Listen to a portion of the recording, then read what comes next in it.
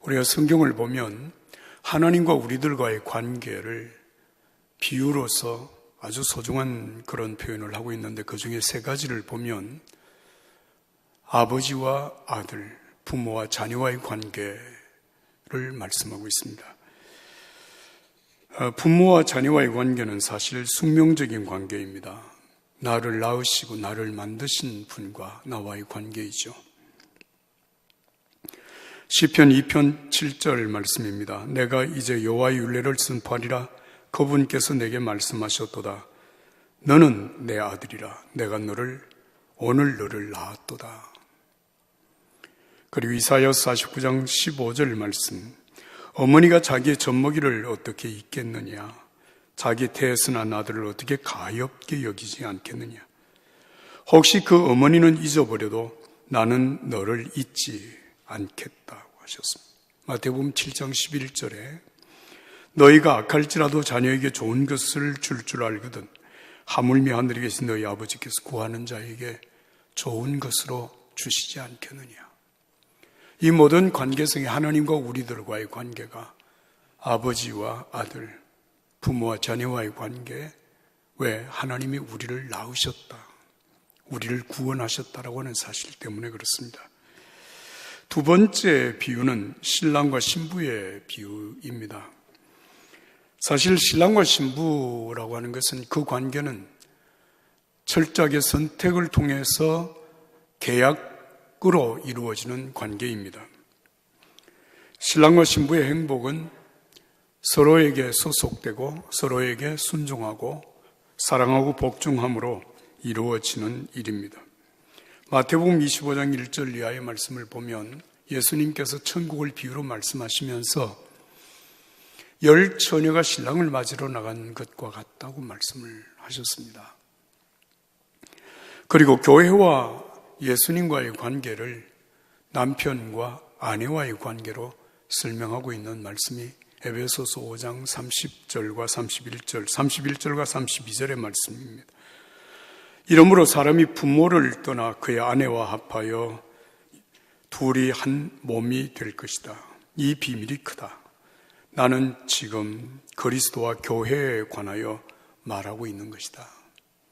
아내와 남편과의 관계를 그리스도와 교회와의 관계라고 말씀을 했습니다. 그러니까 그리스도와 교회의 관계는 철저하게 이게 계약적인 조건 속에서 이루어지는 것입니다. 우리가 지난 주간까지 매일 새벽마다 교회에 관한 말씀을 읽어왔습니다. 그 교회는 계약적인 정말 예수님의 그 핏값으로 세워진 교회이지만 이 교회와 그리스도와의 관계는 여러분 그냥 자동적으로 유지가 되는 것이 아닙니다. 하나님의 말씀 안에 언약 안에 있을 때 교회가 교회다운 교회가 되어지는 것입니다. 세 번째는 선한 목자와 양입니다. 여러분, 목자는 양을 낳은 것도 아니고 목자와 양의 관계는 철저하게 목자가 양을 값을 지불하고 샀을 때만 그 관계가 이루어지는 것입니다. 그렇기 때문에 목자에게 있어서 양은 철저하게 자기의 소유가 되는 것입니다. 양은 목자의 소유입니다. 이사야서 53장 6절의 말씀을 보면 우리는 모두 양처럼 길을 잃고 제각각 자기 길로 흩어졌지만 여호와께서는 우리의 모든 죄악을 그에게 지우셨도다. 시편 23편 오늘 1절 말씀은 여호와는 나의 목자시다. 또 고린도전서 6장 19절과 20절의 말씀을 보면 여러분의 몸은 성령의 전입니다. 여러분은 하나님께로부터 성령을 받아 여러분 안에 모시고 있습니다. 여러분은 자신의 몸이 자기 것이 아니라는 사실을 알지 못합니까? 하나님께서 값을 치르고 여러분을 사셨습니다. 그러므로 여러분의 몸으로 하나님께 영광을 돌리십시오. 사도행전 20장 28절에도 하나님께서 자기 피로 사신 교회라고 그렇게 말씀을 하고 있습니다. 이 세 가지 비유를 보면 우리는 예수 그리스도를 통하여서 하나님을 아버지로 부르는 하나님의 자녀이고 또 신랑 되시는 예수님을 기다리고 있는 신부와 같으며 그리고 값을 지불하고 사신 목자의 양이라고 하는 사실을 분명하게 하고 있습니다. 그런데 이 세 가지 관계성을 통해서 우리가 누구냐라고 하는 우리의 정체성을 알게 되는데, 이 세 가지 비유에서 가장 중요한 관계성은 목자와 양입니다. 여러분, 아버지와 자녀, 부모와 자녀와의 관계는 이게 부모가 낳았기 때문에, 만드셨기 때문에 우리가 부모의 자녀라고 말하는 것입니다만은, 여러분, 부모 없는 자녀도 세상에 있습니다. 그를 가리켜서 우리는 고아라고 말을 하죠. 그런데 더 놀라운 사실은 우리는 언젠가 육체적으로 다 고아가 됩니다. 부모님이 우리보다 먼저 세상을 떠나시면 우리에겐 더 이상 이 땅에 부모는 없기 때문이죠. 또 여러분, 신랑과 신부의 관계를 보면 이게 계약 조건 속에서 이루어지는 것이거든요. 그래서 여러분, 결혼식을 할 때 혼인 선서를 하는 그 모든 것이 계약입니다. 어떤 경우에도 나는 당신을 내 남편, 내 아내로 삼아 이 길을 지키겠다라고 하는 약속을 하거든요. 그런데 이 계약 조건이 깨어지면 부부의 관계가 깨어집니다.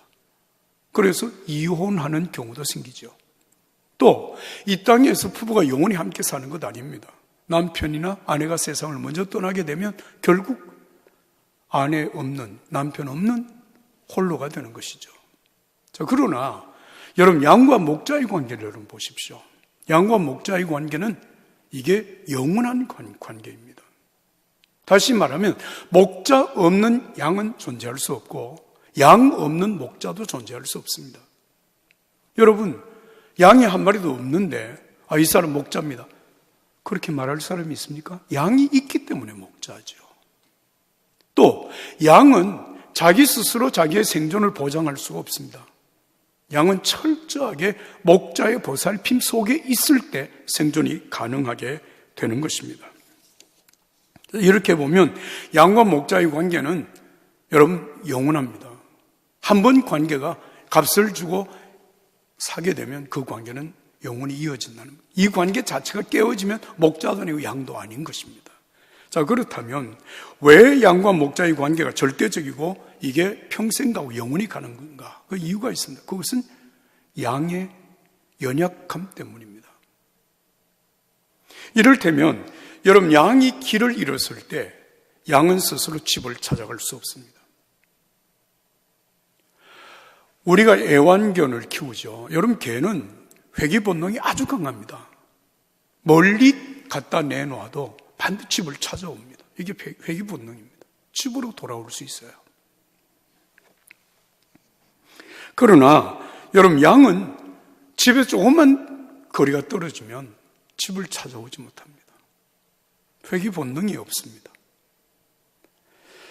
누가복음 15장 4절 말씀입니다. 너희 중에 누가 100마리의 양을 가지고 있었는데 그 중에 한 마리를 잃어버렸다고 하자. 그러면 99마리의 양을 들판에 두고 그 잃어버린 한 마리를 찾을 때까지 찾아다니지 않겠느냐. 예수님 하신 말씀입니다. 왜 양을 찾아 나서야 됩니까? 양은 돌아올 능력이 없기 때문입니다. 여러분, 양들이 할 수 있는 거라고는 그 양들끼리 서로 들이받는 것, 그 정도가 전부입니다. 이런 실력으로는 곰과 이리와 맞선다고 하는 것은 100% 불가능한 것입니다. 양에게 있어서 유일한 안전망은 목자밖에 없습니다.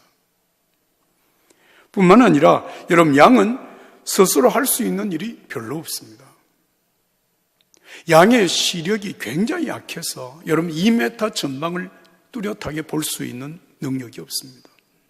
그러니까 자기의 길을 스스로 찾아나갈 수 있는 능력이 없다는 얘기입니다. 앞에 절벽이 있어도 그 절벽을 정확하게 보지 못하기 때문에 목자가 인도하지 않으면 양은 그냥 절벽으로 떨어져 죽습니다.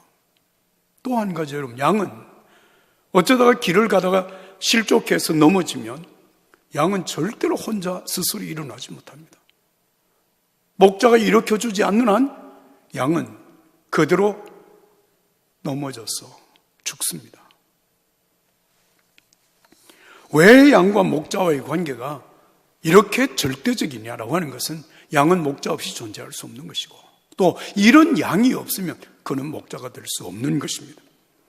여러분, 오늘 본문 말씀 시편 23편 1절을 우리가 한 목소리를 읽겠습니다. 다 같이 1절을 읽습니다. 여호와는 나의 목자시니 내게 부족함이 없으리로다. 할렐루야. 자, 이 시편을 쓴 사람이 다윗입니다. 이 다윗이 시편을 쓰면서 선언합니다. 하나님은 나의 목자시다. 그러면 나는 무엇입니까? 그 목자의 양입니다. 이 관계성을 먼저 전제하면서 23편을 쓰고 있다는 얘기입니다. 다시 말하면 나는 목자의 양이고 그 목자가 하나님이시라면 내 생명도 내 안전도 나의 모든 행복도 전적으로 목자에게 있습니다라고 하는 그런 고백으로 이 시편이 쓰여지고 있다는 말씀입니다. 여러분, 선한 목자의 양이 되어지면 목자 되시는 하나님께서 양에게 베푸시는 두 가지 큰 은혜가 있습니다. 첫 번째 은혜가 뭔가 하면 생명을 주시는 것입니다. 여기 생명을 주신다라고 하는 것은 생명을 누린다고 하는 말씀과 관계가 되는 것인데, 오늘 이 본문의 말씀 2절과 3절과 4절, 5절, 6절의 말씀을 보면 목자가 양을 어떻게 생명을 보호하고 지키고 인도해 주시는가에 대하여서 분명하게 말씀을 기록하고 있습니다. 이 중에서 여러분 특별히 2절의 말씀을 보시면 그가 너를 푸른 풀밭에 누이시며 쉴 만한 물가로 인도하시는도다, 이렇게 기록을 하고 있는데요. 여러분, 이 시편 23편을 쓴 다윗이 살고 있는 곳이 어디입니까? 이스라엘이죠. 당연히 이스라엘이죠. 그런데 이 이스라엘이라고 하는 나라는 여러분이 아실는지 모르겠습니다만은 1년의 계절이 두 계절밖에 없습니다. 건기와 우기가 있습니다. 건기 동안에는 비가 거의 오지 않습니다. 비가 오기 시작을 해도 여러분 땅에서 싹이 나고 그 풀이 자라서 정말 푸른 풀밭이다라고 말을 할 수 있는 때는 1년 중에 불과 3개월 내지 4개월밖에 되지 않습니다. 그럼 그 이외에 1년 중에 여러분 8달, 9달 동안 이스라엘 땅은 완전히 누렇습니다. 다 말라버립니다. 비가 오지 않는 상황이니까. 그러니까 이런 상황에 살면서 지금 다윗이 여호와는 나의 목자신 내가 부족함이 없으리로다. 그가 나를 푸른 풀밭에 누이시며 쉴 만한 물가로 인도하신다고 하는 이 푸른 풀밭이라고 하는 말은 1년 중에 3, 4개월 정도를 얘기하는 것이 아니라 내 삶 속에 영원히 1년 내내 하나님께서 내 삶을 푸른 풀밭에 누이신다고 하는 그런 고백의 시입니다. 자, 그러면 여러분, 이런 우리가 시편을 읽으면서 그럼 다윗은 일생을 살면서 한 번도 어려움을 겪어본 적이 없이 정말 하나님의 돌보심 속에서 승승장구하고 모든 고난 없이 하나님의 은혜와 축복만 누리고 살았는가, 이런 생각을 할 수 있지 않겠습니까? 그런데 그렇지 않습니다. 우리가 성경을 읽어보게 되면 이 다윗의 삶이라고 하는 것이 얼마나 여러분 많은 시련, 또 그 긴 시련의 세월을 보냈는지 우리는 읽을 수가 있습니다. 이를테면 사무엘 선지자가 여러분 기름을 취하여서 베들레헴 이새의 집에 갔을 때 그 아들들 중에 한 아들을 선택해서 기름을 부어 이스라엘 왕으로 예비하도록 하셨습니다. 여러분, 그때 이새는 다윗을 아예 염두에 두지도 않았습니다. 7명의 아들을 다 사무엘 앞에 내세웠지만 한 사람도 하나님이 기름을 붓도록 허락하지 않습니다. 그때 다윗은 어디에 있었습니까? 들에 양을 치고 있었습니다. 그 다윗은 당연히 안 된다고 생각한 과로밖의 아들이었습니다. 뿐만 아니라 여러분, 이 다윗이 사울 왕의 박해를 받으면서 살해 위협을 받습니다. 그 사울 왕을 피하여서 여러분 다윗이 광야를 전전한 세월이 얼마나 길었는지 모릅니다. 뿐만 아니라 왕으로서 그 영광을 누리고 있던 때 아들 압살롬과 평상시에 다윗을 충성스럽게 섬기던 부하들이 반란을 일으켜서 다윗이 왕궁에서 쫓겨난 사실을 여러분 기억하십니까? 어떻게 보면 다윗의 삶 속에 수많은 고난과 수많은 역경이 있었는데 어떻게 이런 상황 속에서 여호와는 나의 목자시니 내가 부족함이 없으리로다. 그가 나를 푸른 풀밭에 누이시며 쉴 만한 물가로 인도하시는도다. 이런 고백을 할 수 있었을까요? 여러분, 그 이유가 3절과 4절에서 우리가 찾아볼 수 있습니다. 한번 읽겠습니다. 3절과 4절을 다 같이 함께 읽습니다. 내 영혼을 소생시키시고 자기 이름을 위하여 의의 길로 인도하시도다. 내가 사망의 음침한 골짜기로 다닐지라도 해를 두려워하지 않을 것은 주께서 나와 함께 하심이라. 주의 지팡이와 막대기가 나를 안위하시나이다. 할렐루야. 여러분, 선한 목자이신 하나님이 그에게 베푸시는 은혜가 어떤 것인가? 이 3절과 4절의 말씀을 보면 하나님은 선한 목자로서 나와 함께 하신다는 것입니다.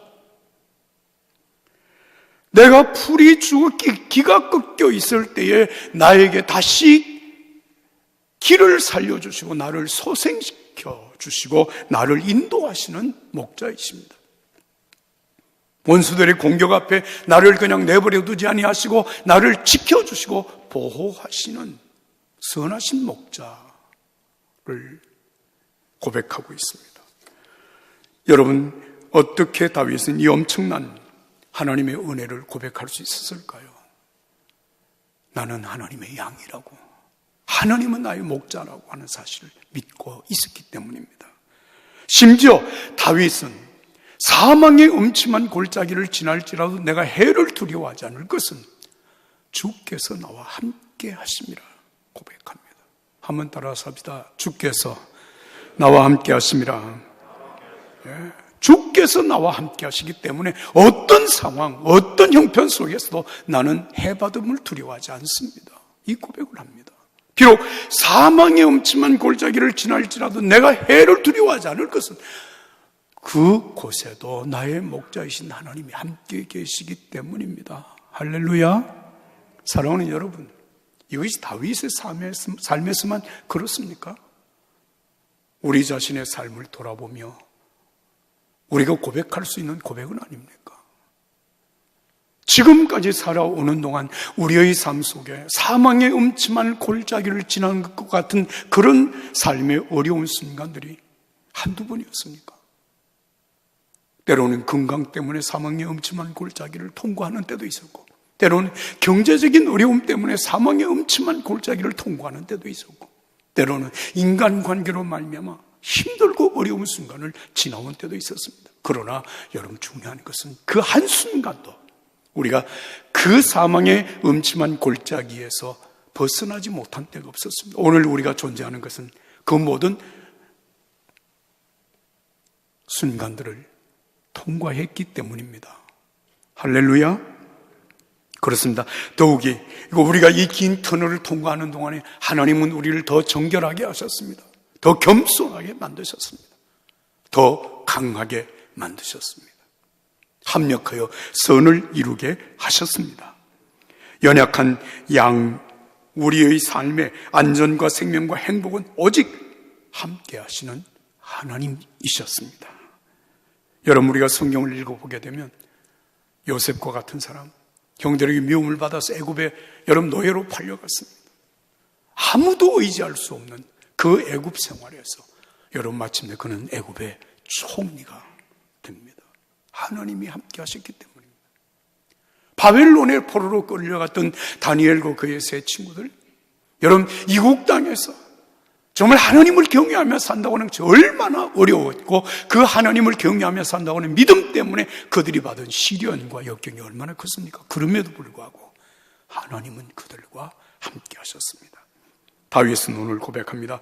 내가 사망의 음침한 골짜기를 다닐지라도 해를 두려워하지 않을 것은, 따라서 합시다. 주께서 나와 함께 하심이라. 믿으시면 아멘 합시다. 어렵고 힘든 순간에도 우리를 고아처럼 그냥 내버려 두지 아니하시고 우리와 함께 하시는 하나님이 계시기 때문에 우리는 그 하나님과 함께 동행하고 있습니다. 이 사실을 고백하는 노래입니다. 우리는 하나님의 양입니다. 하나님은 우리의 선하신 목자입니다. 지금 우리가 어떤 상황 앞에 놓여 있을지라도 여러분, 우리는 동굴 속으로 들어가는 것이 아니라 터널을 통과하고 있습니다. 사망의 음침한 골짜기를 지나가고 있습니다. 하나님이 함께 하십니다. 그래서 우리가 부르는 찬송, 여러분 찬송가 430장 주와 같이 길 가는 것 즐거운 일 아닌가. 우리 주님 걸어가신 발자취를 밟겠네. 같이 부르겠습니다. 1절과 2절 부릅니다.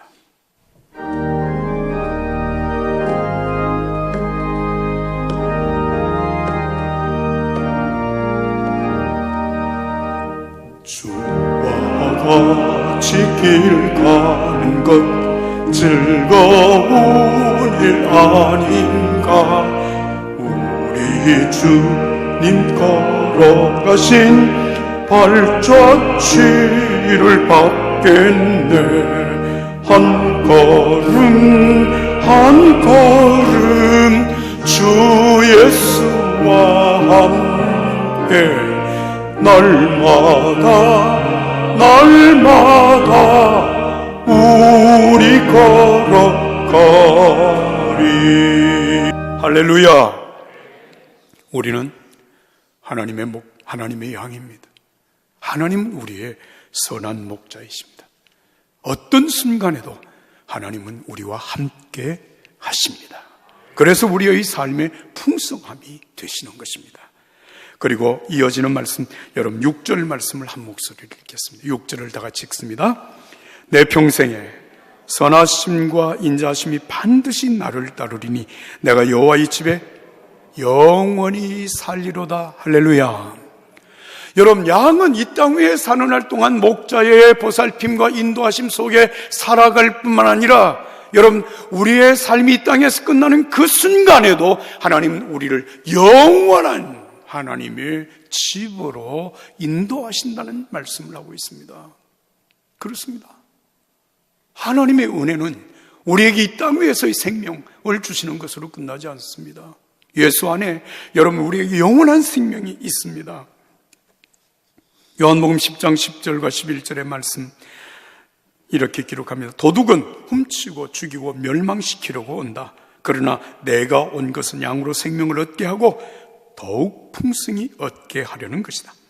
나는 선한 목자다. 선한 목자는 양들을 위하여 자기 생명을 내어놓는다. 여러분, 내가 온 것, 예수님이 이 땅에 온 것은 따라서 합시다. 생명을 얻게 하고 더 풍성히 얻게 하려는 것이다. 자, 여러분, 여기에서 두 가지, 생명을 얻게 한다고 하는 것과 더 풍성한 생명을 얻게 한다고 하는 것, 이건 분명히 다른 것입니다. 이 땅 위에 사는 날 동안 우리에게 생명을 주신 하나님, 예수님, 그 예수님과 함께 걷는 이 땅 위에서의 하나님의 은혜의 삶이 있습니다. 그러나 여러분, 이 땅 위에서의 삶이 우리의 모든 것은 아닙니다. 우리에게 더 풍성한 생명을 주시는 예수님이십니다. 요한복음 14장 1절 이하에 예수님 말씀하셨습니다. 너희는 마음에 근심하지 말라. 하나님을 믿으니 또 나를 믿어라. 내 아버지 집에 거할 곳이 많도다. 그렇지 않으면 내가 너희에게 일렀으리라. 내가 너희를 위하여 있을 곳을 예비하러 가노니 갔어. 내가 너희를 위하여 있을 곳을 예비하면 내가 다시 너희에게로 와서 너희를 나 있는 곳으로 영접하여 가리라. 할렐루야. 여러분, 그 주님이 계신 곳, 천국, 영문을 말씀하십니다. 오늘 시편 23편 6절에 내 평생에 이 땅에 사는 날 동안 선하심과 인자하심으로 나를 인도하신 그 하나님, 하나님의 집에서 영원히 살게 하실 은혜를 주실 것이라고 하는 믿음, 기대입니다. 사랑하는 여러분, 오늘도 우리는 이 은혜를 믿음으로 목자 되시는 예수님과 함께 걷는 믿음의 삶을 살아가실 수 있기를 예수의 이름으로 축복합니다.